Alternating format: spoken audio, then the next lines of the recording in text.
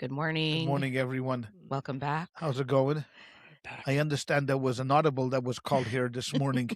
We were planning to do something on responses, and then we got the word from the upper ups, the Yeah. upper echelon on the 47th story came down, and Toby said, now there's a new thing Toby said, Yeah. we have a new boss. Toby That's said that right. we should do Valentine's Day, so we had to switch everything, and I was up all night, redoing my notes. Okay, thank you very Oh my much, Toby. God. This is what it means to have a boss. You hire someone to do a little marketing for you just to get your, okay, thanks, ChayaLeah, and now we can't see anything. What did I do? Toby.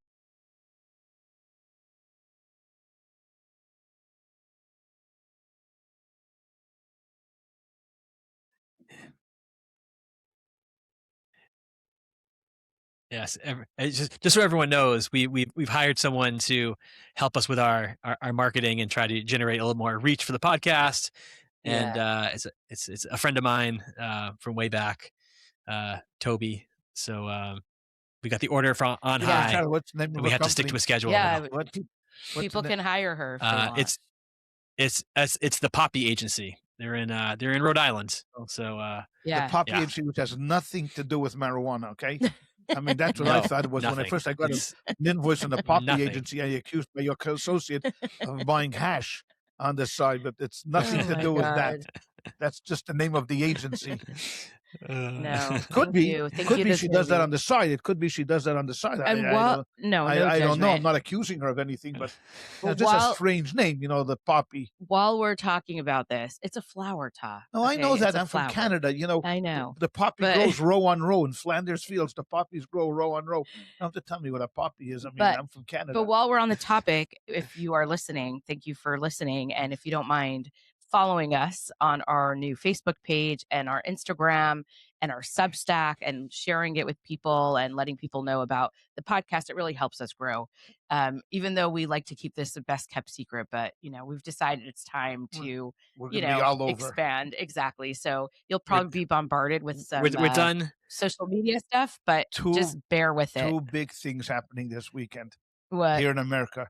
Number one, the Super Bowl, but slightly behind the Super Bowl is the rolling out of our marketing campaign. Correct. So Yeah, you will That's see right. all That's over right. the place. That's right. edJEWcation. Remember, tell your friends. Don't be the last one on the block to know about this. Tell your friends and share the We news should. and like us and love us and care for us. Todd, why didn't we buy a Super Bowl ad? That would have been. I tried. That really They would wouldn't have take my launched. $47. Yeah. For some odd reason, I offered $47, which is more than I usually offer. But they said no. But that would have helped us grow. but For you know sure. who is buying a Super Bowl ad? Robert Kraft for I know. anti-Semitism. I know. Got to give the guy credit. Yeah, we can talk about that at some point. Yeah, exactly. But before we get into the topic of the day, I just wanted to mention something really quickly that I read this morning. Yoav Gallant wrote an article on his Substack they published this morning that's phenomenal. It's called The Defense Risk Premium, and it's about the correlation between economic strength and military strength and how they have a symbiotic relationship with each other. And we've talked a lot about Israel's place in the world and how are these slanders going to affect them and being isolated and et cetera, et cetera. And the thing that I've been saying consistently is that useful people and useful countries are never isolated. It's very easy to isolate Cuba and North Korea because they don't produce anything that anybody cares about or anything at all. But if you're useful and you're perceived as producing something of need, you'll never be isolated. And this article that General Gallant wrote is really a much clearer explanation of my thesis than what I could communicate. So I'll put in the show notes if you want to read it, but it's a terrific article. Point. And so if you want to feel better about the long-term prospects for Israel, read this article. Right. I think you'll feel better. So good. Anyway, yeah, and I think and you could take it one step even further. Or you could even say that about each individual. Yeah, if you're a useful, productive person, people are going to appreciate you. Right. They're just going to appreciate you. And then even though it may seem like like it doesn't always work directly, because look, we're productive people, but people still maybe don't like us that much. But obviously, there's a grudging recognition that there's something. Even when you bring out hatred, it means that there's something to hate. You're not going to hate something, a rock. I mean, you're not going to hate a rock on in the middle of the street. You're not, unless it punctures your tire. But but just something out there, you're just not going to hate it. What are you going to hate? You're going to hate something of substance. So if you're producing, the vast majority of people will appreciate you. You're useful, like Jay said. You're useful. They'll appreciate you. Yeah. Some are not going to appreciate you, but that non-appreciation comes from the fact that you're productive. That's interesting. It's funny. I have this like Absolutely. deep fear. I wonder if anyone else ever thought of this, but I have like a deep fear, and it's so specific and weird, but I think back to my childhood and to like my classmates like that I went to elementary school with, and sometimes I wonder if there are people who don't remember me. Like I'm erased from their memory of elementary school, and You it mean the really ones that you bothers me. tortured? I didn't torture anyone. I'm I just was asking. such a good friend, but I don't know if I was a good friend, but I was like, but I always tried to be a useful, loud person. And one of my big fears in life Useful and loud is that not. people don't They don't remember me. correlate. Useful and Why? loud. Why loud? I In mean, elementary school. Useful is useful and loud is loud. Now it could. I am be that, certain. I am certain you were successful with one of those parameters. Yes. Oh my One of those two. I mean, Wow. I mean, I okay. Useful is doing something and producing I was something. useful. Loud is being, no. I was very useful, but No, but I don't like the feeling of somebody just like forgetting who I was that I was in their class with. I don't know. Does it bother you? Thank God it's not a fear that I have. I mean, I Bothers don't care if anybody forgets me. If it's my wife, bothers maybe that would bother me. Maybe if she forgot me, who I was. Oh my God. But even that, I don't. No. Really. I wonder No. if this is the difference between men and women. I think Maybe. most men, I expect nobody's going to remember me until the 15th time I'm introduced to them. It's just expected that they're going to forget about me until I'm like living in their house or something. And it doesn't bother me. It doesn't bother me particularly. It doesn't bother you? Oh, I people- hate when people don't remember me. People don't remember me. Now, I don't want to go down at the end of the day without feeling that I made a difference somewhere. Yes. Right. I mean, everybody wants to feel that way. Yeah, Right. that's called meaning and purpose. Yeah. I want to live a life of meaning that somewhere to somebody I made some kind of a difference. But to every individual that's come across my threshold, if they don't remember me, it's their problem, not mine. Well, okay, I'm going to fine tune this a little bit. I happen to have a good memory for people and names and faces. And so I often remember people more, not often, but many times I remember them. And it makes me sad when they don't remember me. That's what I'm saying. Like, I just want everyone to have my same ability to remember everyone. Okay. That's all. All right. Okay, So now that we've had a therapy session for ChayaLeah with her Keep neuroses. going, and then, we'll call your therapist. Okay. Okay. My new therapist is ChatGPT. I'm going to talk to her about it today. I'm sure you told us yesterday Yes. how ChatGPT yes. guided you in one of your most profound moments of despair. Yes, So- yes, it's Okay. true. Yes. Go ahead. Yes. Oh my God. One other thing I want to bring up, which is actually a good segue into the topic we're going to be talking about, is last week I watched the Woody Allen movie Zelig. Have you seen that, Rabbi? Oh, come on. That's a perfect movie for what we're talking about. It is He's the everywhere. most Jewish movie I've ever seen. It is. I've never So for seen those it. of you who haven't seen it, it's in their early 80s, I think, or late. I think it's early 80s, and it's a movie about this guy. Woody Allen plays this guy Zelig, who is Jewish, but he's so dedicated to assimilation, he actually becomes the people he's surrounding. So he'll be like hanging out with Native Americans, and all of a sudden he'll look like Native American. He'll be hanging out with he'll be hanging out with he'll hang out with people with accents, and he'll just adopt their accents. And so the whole movie's about that, and he talks about in the movie about how he has this need to be loved, That's so funny. and that's the psychological condition, is he has this need to be loved and not to be sort of relegated as an other. So if you haven't seen Zelig, Wow. it's very Jewish short. It's guy. only like 120 minutes. Highly recommends. Very good. He's a Jewish guy. He hangs around Nazis. Oh my he all of God. a sudden That's he's right. a nat- That's right. Yeah. That's so That's right. funny. That's right. I have to watch it. Sounds like a good Valentine's Day movie. Oh, which brings Yes. us Which for brings sure. us to our to our topic. topic today. One thing I want to say about my father is that he's a romantic. oh yeah, for sure, the most. No, but he really appreciated how much I enjoyed romance novels when I was a teenager. He really encouraged us to read more romance novels. Nothing drove him crazier more than our choice of books when we were teenagers. I don't know. It like really bothered you. I don't remember you being upset at me about anything except for that. In fact, I remember you screaming at me once, "I'd rather you read the Satanic Bible than this garbage." I remember you saying that. And I was just a sweet little romantic. I wanted to read nice love stories, but What was that? There was Harlequin romance. That was the bane of my existence. Oh my Harlequin romance. Everyone with that idiot with the long blonde hair. What was his name there on the cover? Fabio.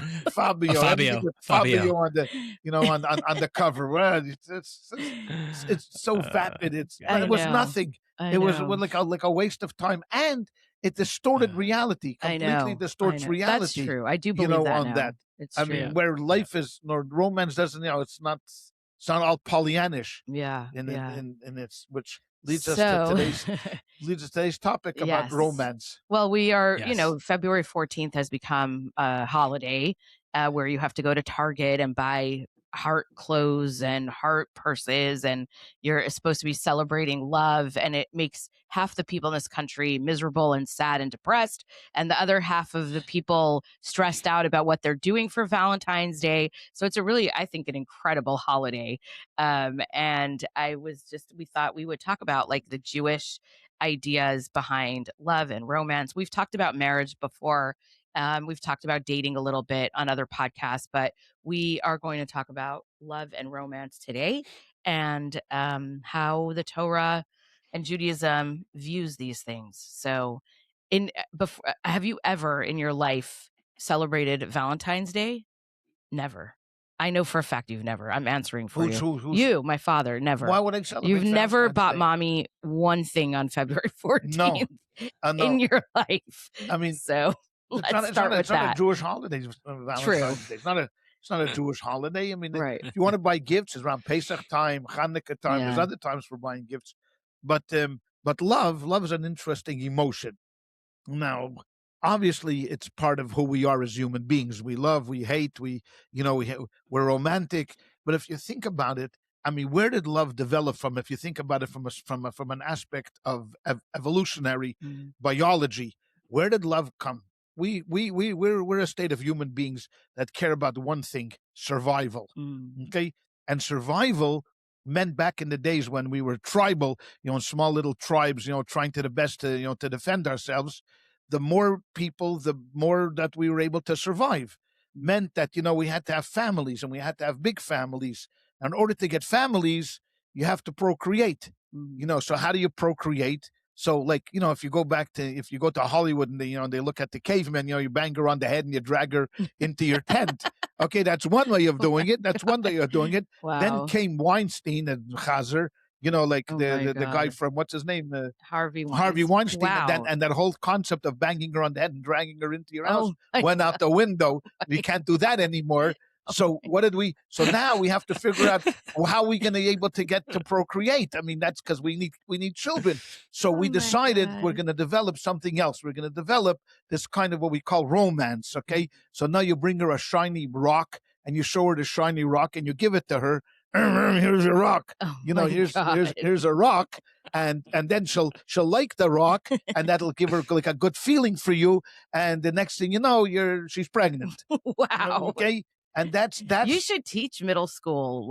No, not this middle school, but this is how I'm serious. Right. This is how love developed. Right. Well, you think that the first person walked was like, I'm not talking about Adam. Okay. God created him, but I'm talking about, if you're talking from an early man, evolutionary biology. How do you think love developed? I mean, it wasn't a natural concept. All of a sudden I started to love. Right. You loved because it brought you towards something. There was an end game, to love. love meant that you shared common interests, whatever the circumstances were, and that led you, to a relationship and to romance and to eventually, binding together into a marriage, and then a marriage into, a family, and et cetera, et cetera, et cetera. But the idea that love was a natural instinct early, with that human beings were born with, it doesn't make any sense.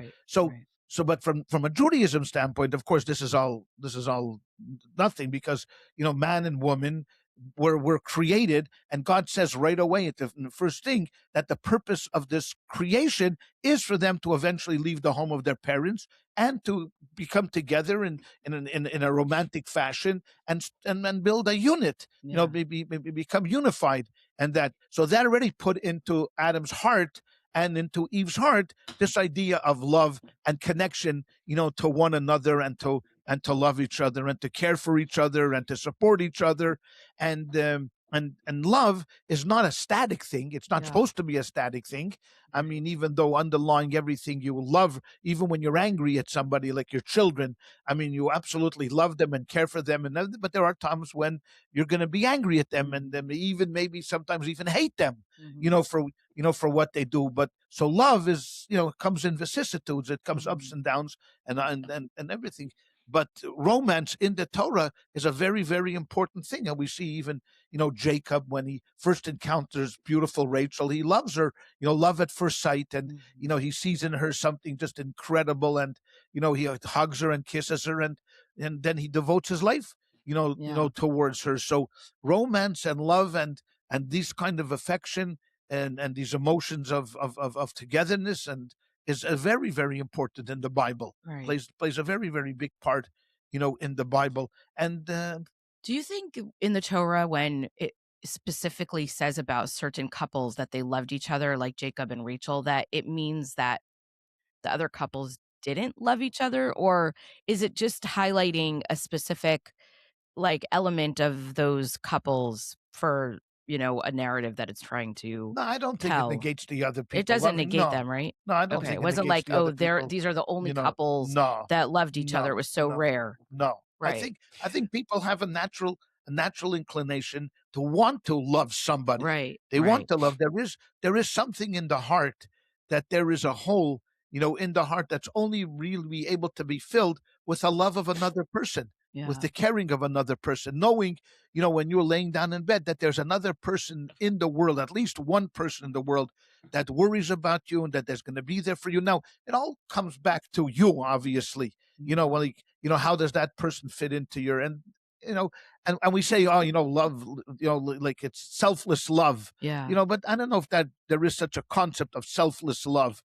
It's love that that there is another person, that when you're in need of something, there is someone that is going to be there by your side through thick and thin, through good times, through bad times. It's easy to be in love when everything is going your way.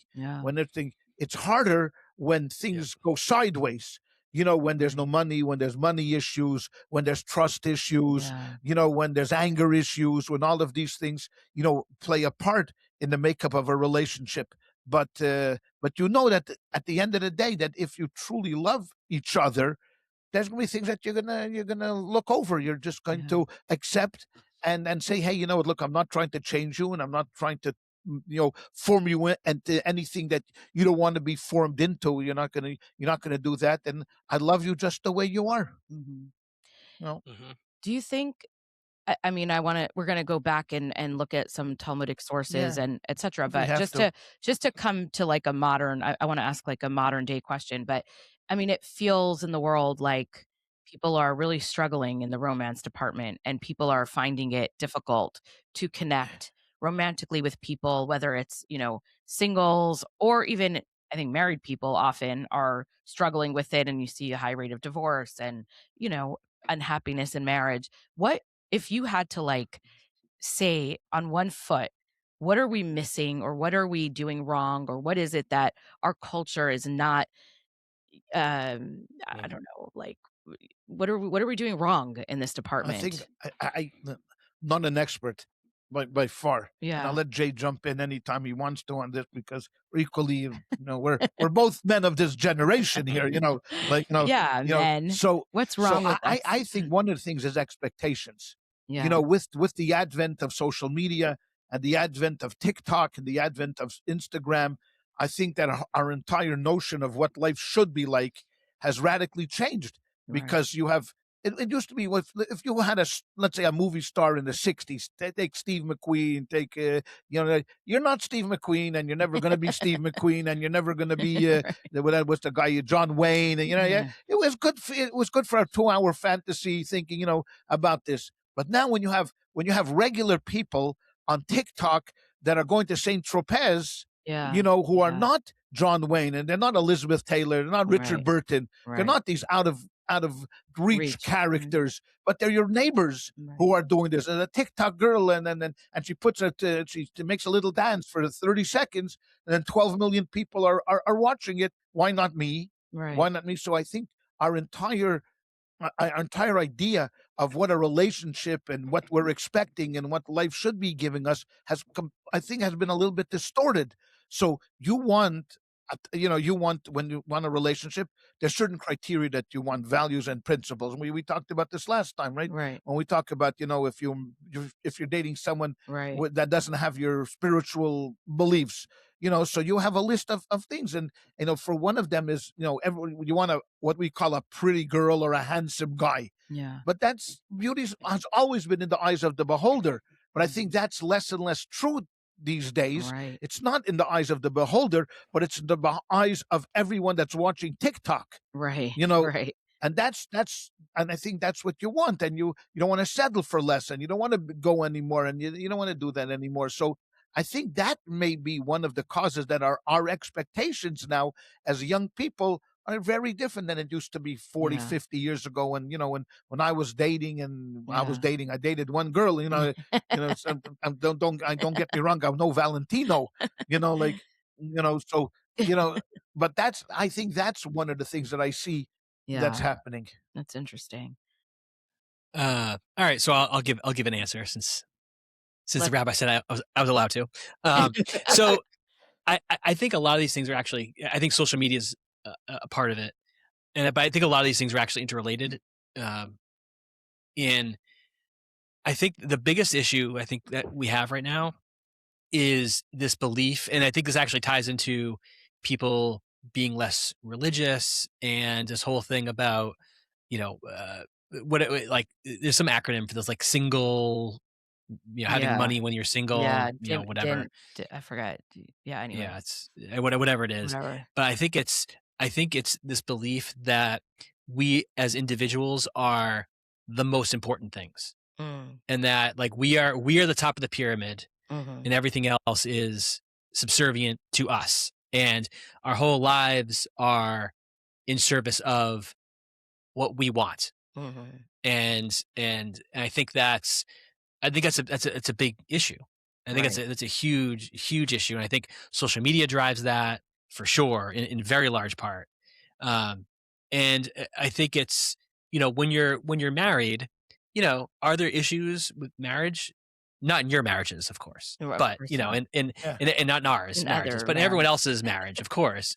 There you have to be willing to compromise on Yeah. things, and you have to just willing to be able to say, I'm not going to get what I want this time. Right. And that's just the reality. And are there downsides to being married? Of course, there's downsides to everything, right? It's like Thomas Sowell, the economist, said, there are no solutions, there are only trade-offs. Right. Right. So yeah, there's downsides to being married, of course. But the people that glorify the single life and how they have money to go on these trips because they're not tied down about kids and yada yada yada. Great. So for 10% of your year, you're going on these trips to Saint Tropez, and you're going on these awesome trips. Awesome. On the other 300 days of the year, when you're living a normal life, what does your life look like? Are you happy with that life? Because that's not the life they put on social media. Yeah. Right. And I think that is the biggest.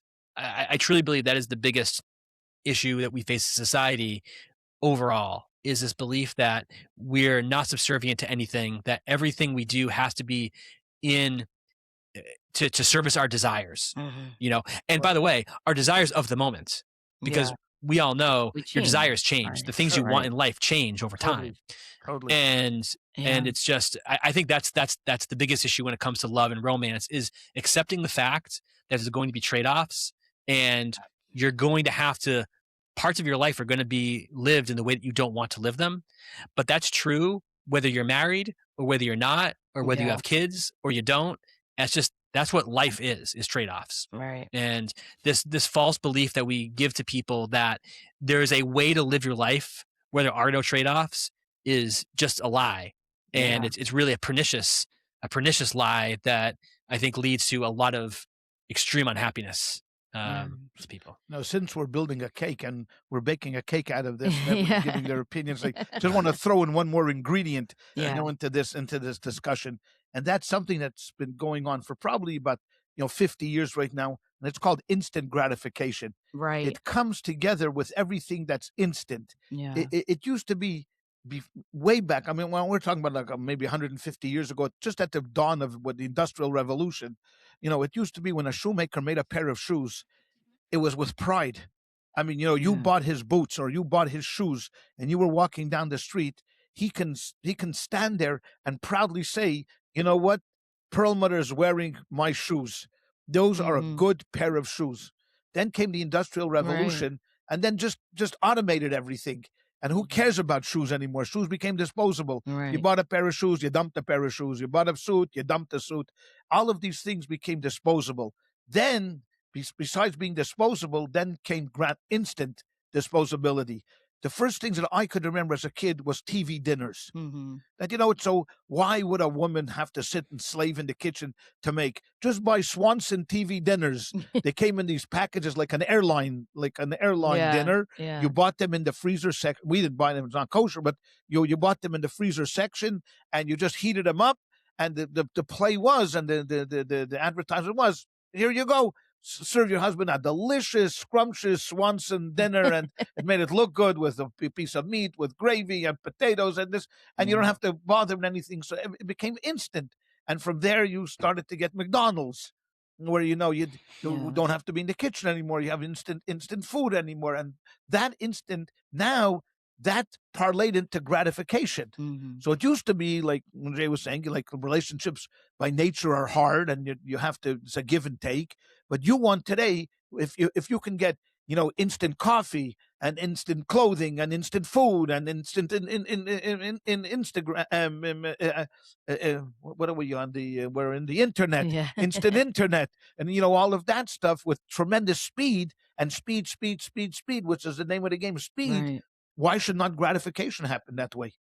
So if I'm standing in line at an airport and I have to wait 10 minutes before I get to the counter, I'm already nervous. Yeah. Why do I have to wait? TSA, why do I have to wait?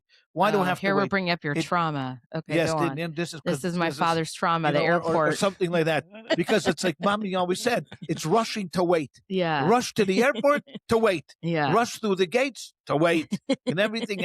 And waiting, if you have to wait, it's like a sin. It's like the worst sin in America is to just sit and wait, for something. So I think now my generation, back, growing up in the 60s and the 70s, began to experience this idea, of fast, instantaneous, but this just leapfrogged everything, especially with the internet. Right. And the key with the internet was, it was always, they were trying to sell you on the speed of the internet.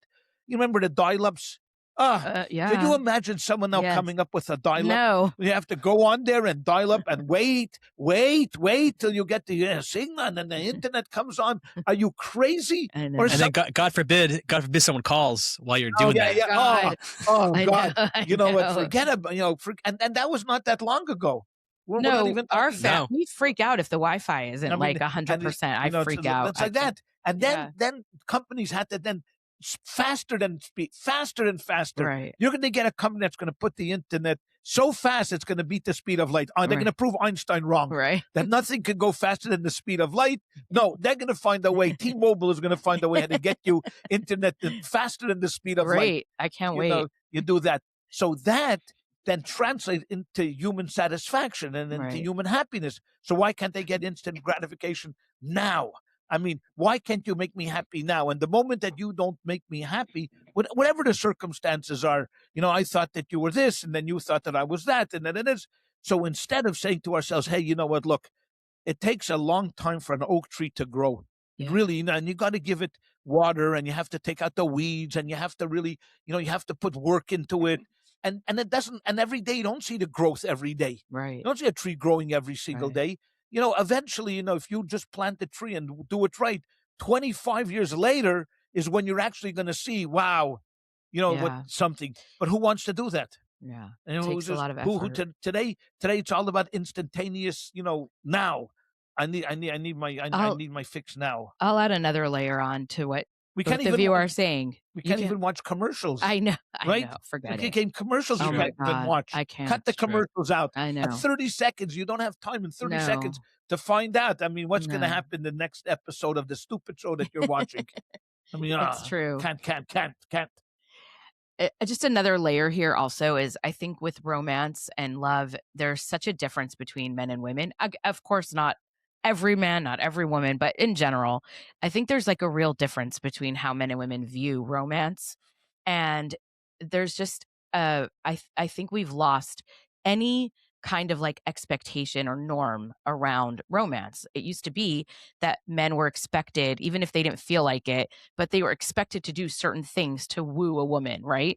It was the expectation on them. That's all gone today. Everything is just, meet me for a coffee, or, we'll pay Dutch and we'll, whatever. Like there's not even that element of like, of the romance that many females are looking for, and I think, and especially in a marriage and in any long-term relationship, even if you're not married, I think one of the problems is that people want to do what feels good to them, right? Or don't do things that they don't care about. Instead of what we should be doing is looking at our partner and saying, this is what they need from me, right? And this is what, even though it's not my instinct to randomly buy flowers one day on the way home from work and surprise my wife, right? But like that would mean so much to her. Or what my husband needs right now is X, Y, and Z, and I'm going to make sure to make that happen, or whatever.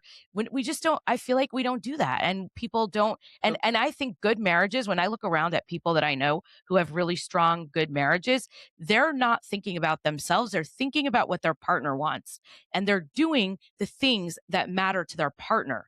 And sometimes it's annoying, and it makes maybe even uncomfortable. And you have to really get into the psychology of your partner. And women and men are very different, and so that's hard. You have to have the right language. You have to have the right behaviors. You have to do the right things. And I think that is something that I've noticed that is lacking in a lot of people's relationships. Okay, so let me ask you, as a woman, that speaks on a podcast and meet many interesting people, and you're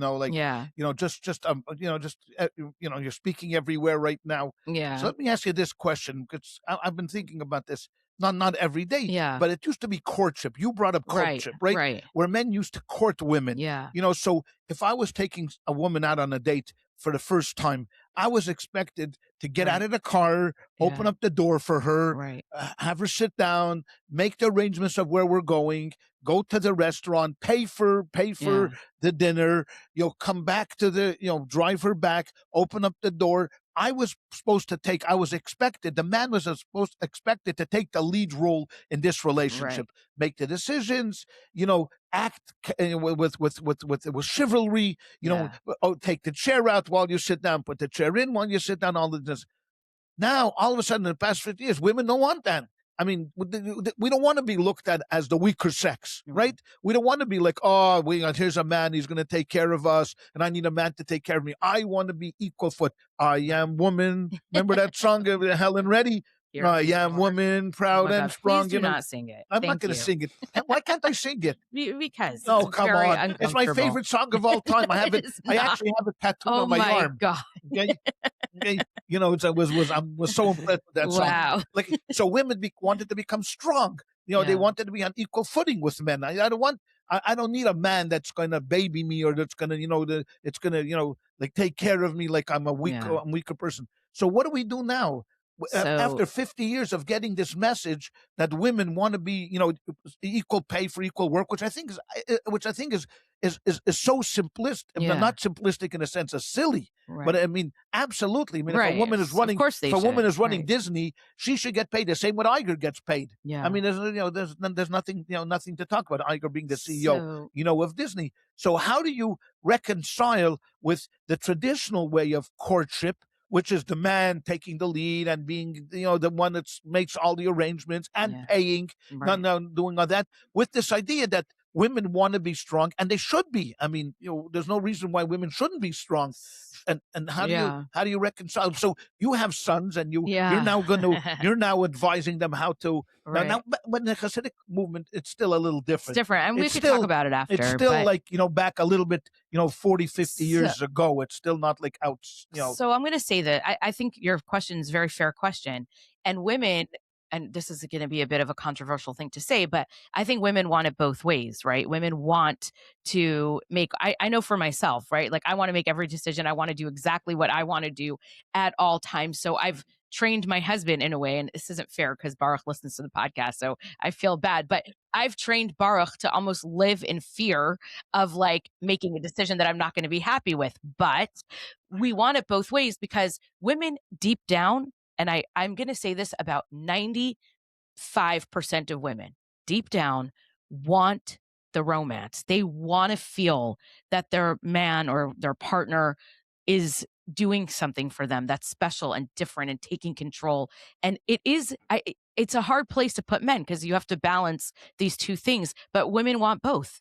And I think the romance part of it got sort of pushed aside because it's the easy thing to push away, but women are suffering over it. I mean, who doesn't want to be courted even when you're married? Right? Who doesn't want that feeling? Every single woman wants it. And so, yes, maybe we've trained, it's our fault. I think it's women's fault. We've trained ourselves to be like, oh, we'll meet you there and we'll split it and we'll whatever. So men have to think a little differently. They have to they have to think a little harder about what to do. It's maybe not going to be paying for dinner, or maybe it's not going to even be bringing flowers to the table. Maybe it's going to be listening to whoever you're with and being like, oh, they mentioned how much they like such and such. I'm going to arrange to go there one day, or I'm going to send them something in the mail about it, whatever. I'm just saying that women are talking out of two sides of their mouths, really, because we do want to be independent and we do want all of those things, and we should. And we also really want to have the romance part of it and want to be courted. So now what you do then is that you confuse the males to such a it's hard. We put them in a hard position. That, you know what? You don't know what to do because I know. if you take the aggressive, and I don't mean physically aggressive, but if you take the stance of I'm aggressive and I want to show you that what I'm the knight in shining armor and I'm going to protect you at all costs and all of that stuff, you're screamed at. We don't need you. I don't need you to come in a horse with a lance. Like to save. Oh my me, God, I would fall in love with anyone who came on a horse with a lance. I would like. Right, I'm going with you right now. I'll tell you, it's very difficult to get those suits off. It's amazing. That armor is a killer. It takes 3 days to put them on, also, and 2 days to get them off. To like jump on the horse, romantically. No, forget it. I mean, maybe that's not. But then on the other hand, that if you don't do that, then you're criticized for not showing, your romantic be a man side and be romantic. Your romantic side, and all of that stuff. So this puts men in a difficult situation. Yeah. So then they get frustrated because they go from one woman to another woman and they try this, they try that, and then men get frustrated and they forget about it. I mean, I would tell my sons, like, just as a woman, I would say, do the maximum, right? At least try all different types of things and see what works. Sometimes it's not going to work and your wife is or girlfriend or partner is not going to appreciate, your gesture but and there's this whole thing about love languages. Todd, do you know about this? There's different love languages, right? Like some people are, Jay is like, you don't know about love languages? Clearly. Anyway, there's this whole idea that clearly, there's this whole idea that everyone has different love languages, right? Some people, it's words of affirmation, right? Some people want to hear to different things. Yeah. Like some people want to hear words like, I love you, you're brilliant, you're beautiful, all of that. Some people's love language are gifts, right? Acts of service, right? When you take your wife's car and you fill it up with gas and you change the tires, like that's an act of love. And some women really, really appreciate that, right? And some women love little gifts once in a while. And some, so I forgot what the other ones are. I'm not like an expert on this, but physical touch is one, right? Some people really need, some women and some men really need that physical touch. They need a hug at the end of the day, a kiss when they walk in. And some people don't need that, right? So you have to learn. It's not just about what your love language is. Really, it's more important what your partner's love language is. What is it that's going to satisfy the desire for romance and love inside of your partner? When you can identify that and then act on it, that's, I think, a recipe for a successful marriage. And obviously it has to go both ways. I'm not saying men only have, it's not just about the men giving. It's also about the woman giving to the man. Even though like in Hasidus, there's this whole concept of like, someone is the giver and someone is the receiver. And, but I think we play those roles at different times in different ways and at different like seasons of our lives. Right. And so the more you can understand what your partner needs from you, the more successful your relationship will be. It's not about what you need. It's about what your partner needs. And then if we both act that way, what could be better? Right? Yeah. Yeah, absolutely. I need attention, Baruch. I like all of it. I need gifts, if it was words of affirmation. I need it all. If it was only that simple. It was only that simple. I know. Because love is a kind of a drug that distorts everything. Right. Because, certainly early on in a relationship, when you actually fall in love with the woman, now we tend to kind of misinterpret love and your infatuation. Yeah, I know. That's we tend to mix the two. Infatuation is one thing. I mean, you meet this girl, and now you can't believe in a million years that she's actually dating you, and you're totally infatuated with her, and you go to sleep at night thinking, "What's wrong with her?" She's going to wake up one morning and she's going to realize it's Perlmutter, and going to go, "What the hell was I doing? What the hell was I thinking?" So now you're infatuated. So now your entire relationship is distorted, and you're going to do things that you never thought in a billion years that you would do. Right. Like again, I go back to a song, like when a man loves a woman, he'll just do anything for her. Right. I mean, he'll give up his friends. He'll sleep in the rain. He'll just do absolutely. He'll go shopping on Super Bowl Sunday. Could you imagine that? There's a guy that his wife is going to make him go shopping on Super. He's going to be humiliated for the rest of the year.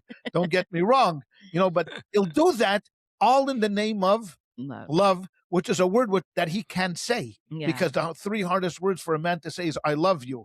They just can't get a ditto, sure, right back to you, absolutely. Like the wife was complaining to the therapist that he never says "I love you." So she says, "How come he never say?" He says, "I said it once, and I still feel it. Why do I have to keep saying it over and over again? I said it once on the second day of marriage. I have to every day say the same thing. I mean, I feel it that way." So love also distorts your mind and throws everything out of whack.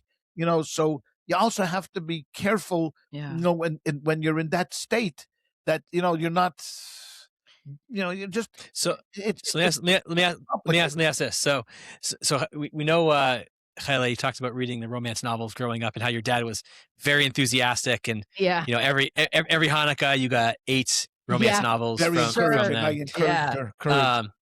But in all seriousness, growing up in a Hasidic household, what did your parents tell you about love, specifically love, growing up? Was it a topic? Did you talk about it? Or? No, and not only that, but I mean, not that it wasn't talked about, but we were not an overly, I would say we're not an overly affectionate family in the sense of like, we didn't say "I love you" to each other. That was never. I never heard. I don't think we ever said it in our house. But I felt it every day my whole life. You didn't need the words because you came into our home and it was a loving, fun. We laughed. I mean, I never looked at my parents and thought like, "Oh my God, are they okay?" Like it was a very healthy, normal marriage. In fact, I remember one time as a teenager that I got a sense that my parents were in a fight. It was the first time I could still remember like feeling like very weird about it. Like, oh, I think they're angry at each other. I had never considered that could be an option because I never saw that. But also in Hasidic families, you don't see your parents ever having physical affection with each other. There was no hugging and kissing in our house at all. So it's a deeper kind of love. It's a love of a family. It's a love of a unit, I would say, right? That you came into, and it was a safe. I would say like the word safe comes to mind. I don't know. Do you know what I mean? Like a safe Yes. love. It wasn't a love that was like contingent on anyone's behavior or mood or what was going on, externally for people. It was just a very safe kind of love. And I remember after I got married, Baruch and I had an argument, probably like any normal couple, a couple of months into our marriage. And I called my mother crying and I said, I think we're getting divorced. And she was like, what? And I said, we had a fight and I never saw you and Tati fight. And I think we're getting a divorce. And she was like, everyone fights. Are you joking? I fight with your father all the time. And I was like, really? I didn't know that. I didn't know that was normal. I mean, honestly, but I think that in the Hasidic world, there's just this understanding. I mean, but that's my personal experience. That's not every Hasidic family's experience. In some homes, there was a lot of fighting and making up. And there's other families more affection. Right. And then other families had more affection. I'm just telling you they say, I love you. I love with the kids. I love you. Well, I do that now. Now I do that. I don't know why, but I tell my kids I love them all the time. But it's silly in a way. It's because I didn't need those words and I felt love it. You mean it. Love you mean it. Because love you mean it. If you said that to me, I would immediately call 911 and say, come get my father. He's something's wrong.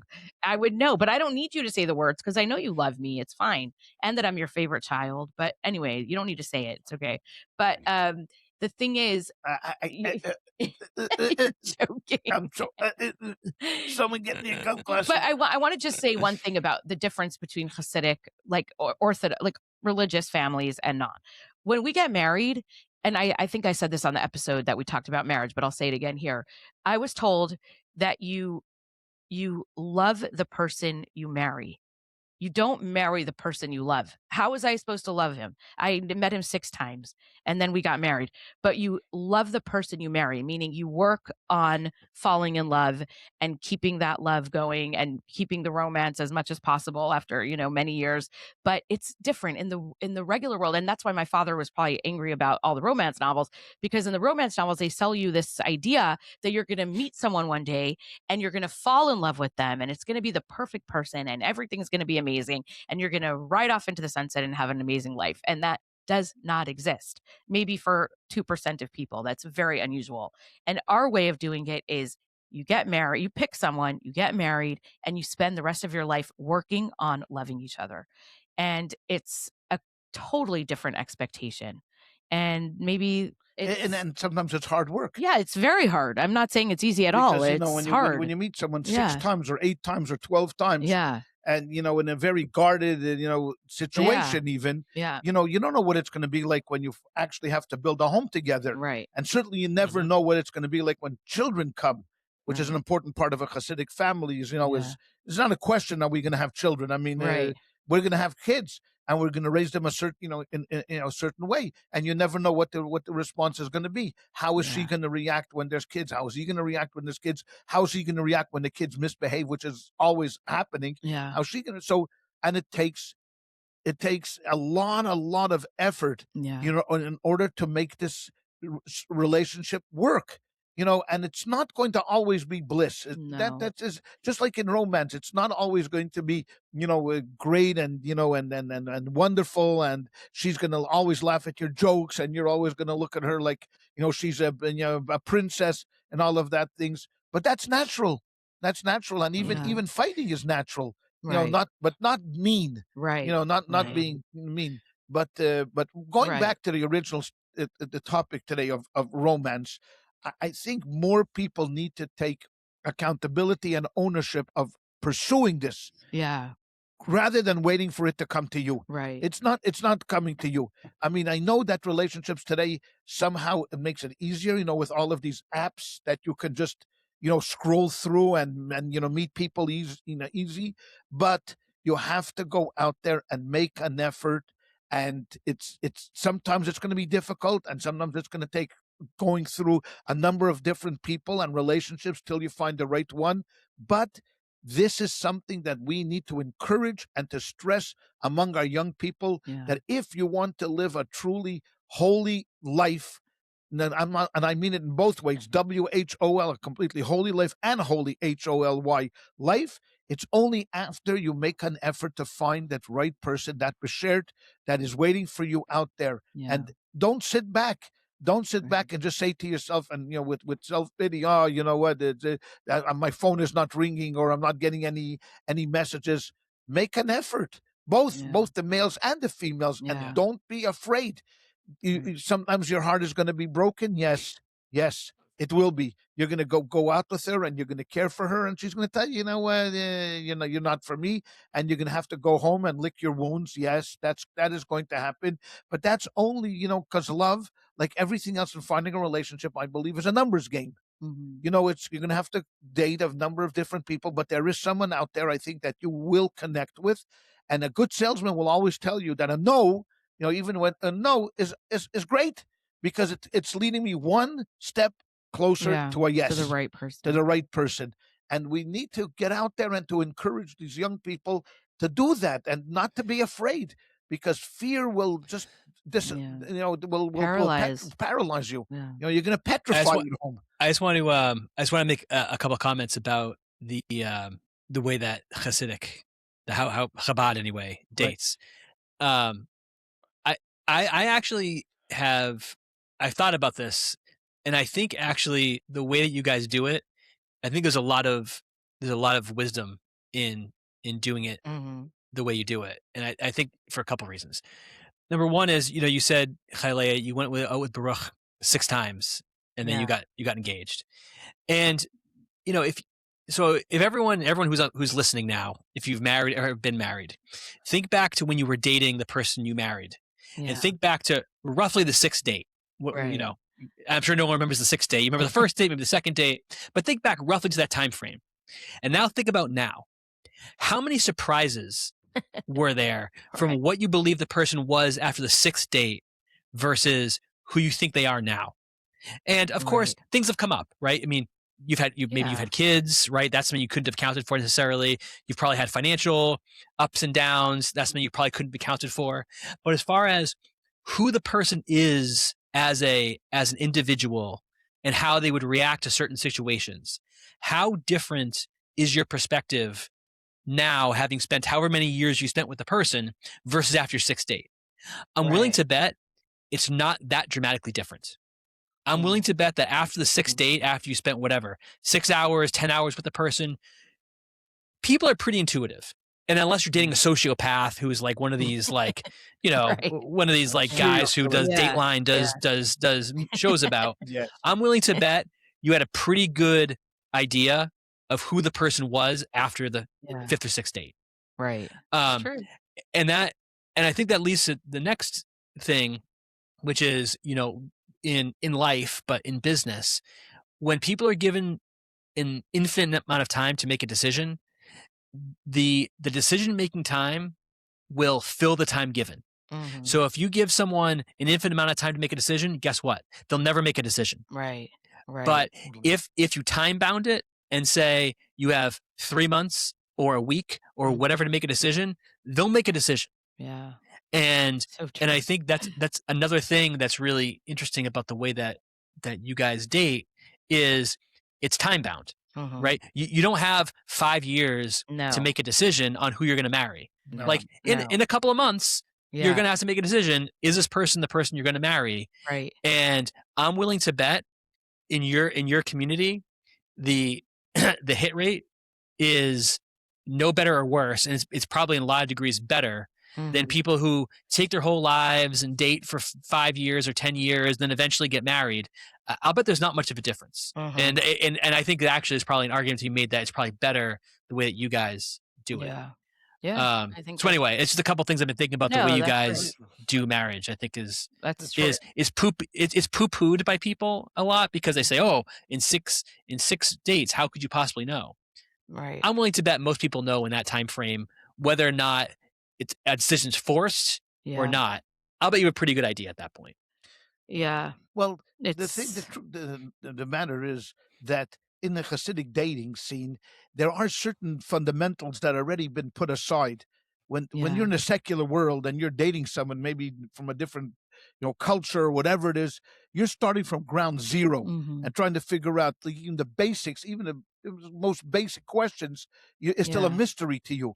In the Hasidic world, you know where she went to school, you know what her values growing up were, you know what her expectations, in marriage is going to be. So now what you're really just looking for is compatibility.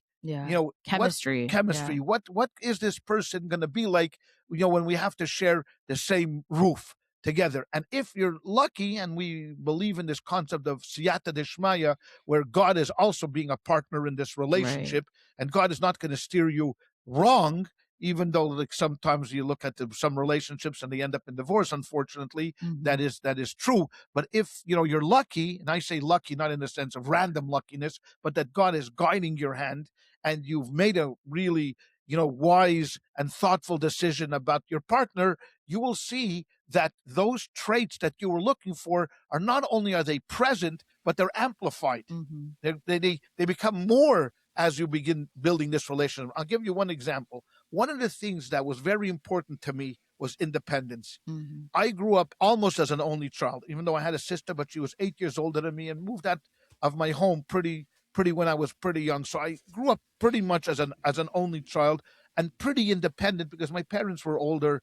My father did not really have we didn't have much of a common relationship, even though we were both Orthodox and both in the Hasidic community. But he was already an older man, and I basically grew up by myself with friends.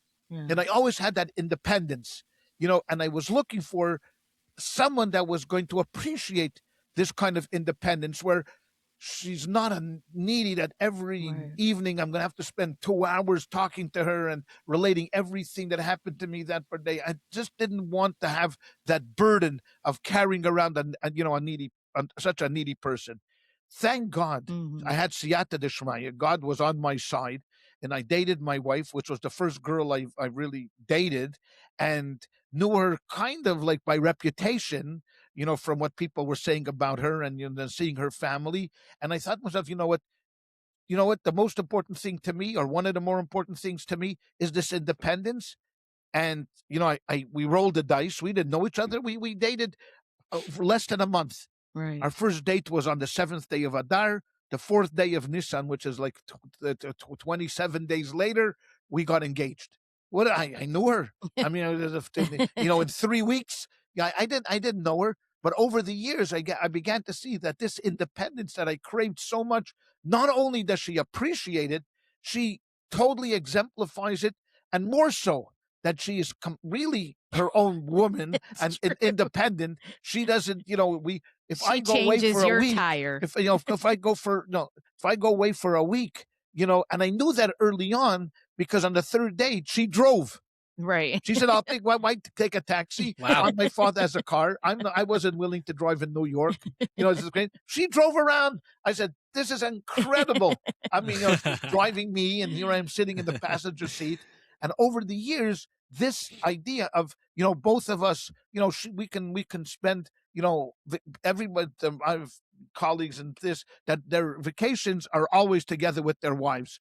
And me, she would allow me to go to my parents, without her, or she went to visit her parents, without me. And it didn't matter to us. It was okay. It was okay with us. And if I don't tell her every single phone call that I get in my office and everything that happens in my office on a daily basis, she's okay with that. As a matter of course, she gets annoyed if I start telling too much. She goes, and the same thing is true the other way. I mean, she does me staffing, and if I hear the word staffing one more time in my life, I'm gonna I'm gonna kill myself. Her staffing issues. Like wake up in the morning and she looks at her phone. Something is not coming today. So should I go in? I guess you want me to come in and work at that preschool? What do you want? My God. So those things. So if you're lucky, and I have to say that I'm tremendously lucky. I mean, hit the grand slam at the bottom of the 9th inning, to be able to have this kind of a relationship, knowing that we care about each other, but we're going to give each other space.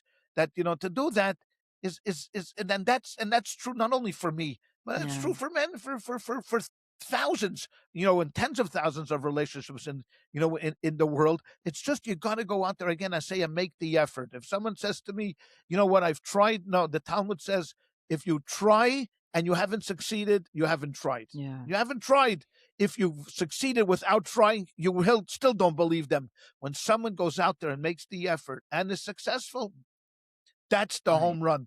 That's the one that you should be really encouraging. And I love that example because, first of all, I feel similarly about being independent, but I love that example because let's say mom turned out not to be a bit needy, right? Let's say mommy was not as independent as she is, right? And that wouldn't go change her own tires and do all the things she does on her own. Like, what a person has to do is recognize that my husband can handle my neediness. So I need to find other relationships that fulfill that, need. I need to call my sister. I need to call my friend. I need to call my cousin if I need somebody who wants to listen to all of my issues about work and staffing and the neediness piece of me, right? And that's fine. I think we sold everyone this story because of movies and TV and romance and Hollywood that your partner has to be every single thing to you. They have to be your lover, your best friend, your accountant. I mean, whatever. Every single role that a person can play, your partner has to be that. And that's absolutely impossible. There are other people in your life that you should be having relationships with that could fulfill other parts of it. Your husband and your wife that's a very specific type of relationship, and you have to recognize what they're able to carry and what they're not able to carry. And instead of feeling bad for yourself and angry all the time about what you're not getting from your spouse, you have to figure out how to live with that. But I think you have to be very careful in what you're saying. What you're saying, I agree with, but you have to put tremendous caution on that, because even with being independent, you are also selfish. Right. And my wife is my wife, and I am her husband. And I don't need my wife, or she doesn't need me to find someone else. Like we have this idea of an office wife, right? Where no, your I didn't mean it like secretary that. becomes your secretary becomes your wife, because your wife doesn't want to listen to you. She's independent. She doesn't want to listen to everything. So you know what? So you start talking to your secretary. Very unhealthy, extremely unhealthy. Yeah. Because even though you're correct that you can have friends and you can but you always have to remember that the numero uno, as independent as you are with each other, your number one friend and companion and compatriot and whatever word you want to use is your spouse. Bar none. No one can take that position. If my husband doesn't want to listen to me and I want to go to coffee with my friends every once in a while, gamzu latova, let that be. But not at the expense where your husband starts to think that you're now substituting him and sharing with them something that really belongs in the category of between us. So you have to walk a very fine line and be very, very cautious not to overstep the boundaries. Which last thing I'm going to say, because and I'm glad that I did all of this research on Valentine's Day and went through Talmudic tracts and brought all these books with us today, which we didn't get to. But that only leaves us for another day that we could talk about. But communications is critical. But that's another podcast for another time. Communication. I think we've beaten this horse. Yes. I think I shouldn't say that. We love horses.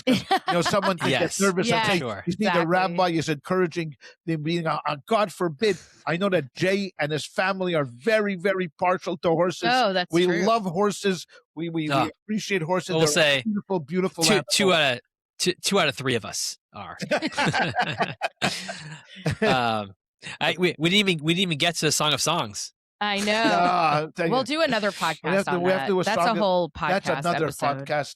And we didn't get the 15th of Av. Yeah. Which another is one. Sadie we have Hawkins, 2 more episodes. Sadie Hawkins Day in Judaism. But this was good. Yes. Yeah, this for is our sure. specialty. Well, you start off with one, and then who knows where this goes. Yeah. That's why I say you need no other podcast. Forget Joe Rogan, Schmo Rogan, and his brother Yankel Rogan. Forget about those guys. The only podcast you need to make your day fulfilling is edJEWcation.